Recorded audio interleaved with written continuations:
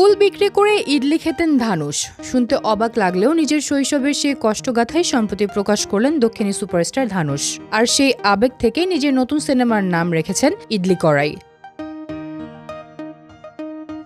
এক অনুষ্ঠানে ধানুষ জানান, আমি ইডলি খুব ভালোবাসি, কিন্তু ছোটবেলায় ইচ্ছা থাকলেও খেতে পারতাম না। আমাদের আর্থিক অবস্থা ভালো ছিল না, তাই প্রতিদিন ভোর 4টায় উঠে ফুল সংগ্রহ করতাম বোন ও তুতো ভাই বোনদের সঙ্গে। সেই ফুল বিক্রি করে যা পেতাম তা দিয়েই কিনতাম ইডলি।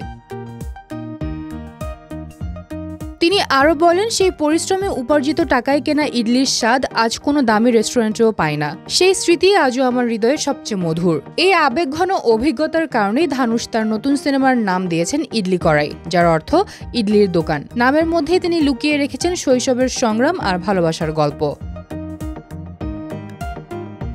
তবে অভিনেতার এই বক্তব্য ঘিরে শুরু হয়েছে বিতর্ক। অনেকেই প্রশ্ন তুলেছেন, পরিচালক কন্তরী রাজার ছেলে হয়ে কিভাবে ধানুষের এমন দারিদ্রতা ছিল। একজন নেটিজেন মন্তব্য করেন, এটা কি সত্যি নাকি ইমোশনাল স্ট্যান্ড। যদিও ট্রল বা বিতর্ক নিয়ে মাথা ঘামান না ধানুষ। তার ভাষায় স্মৃতি আর সত্যিকারের অনুভব থেকেই আসে সেরা গল্পের অনুপ্রেরণা।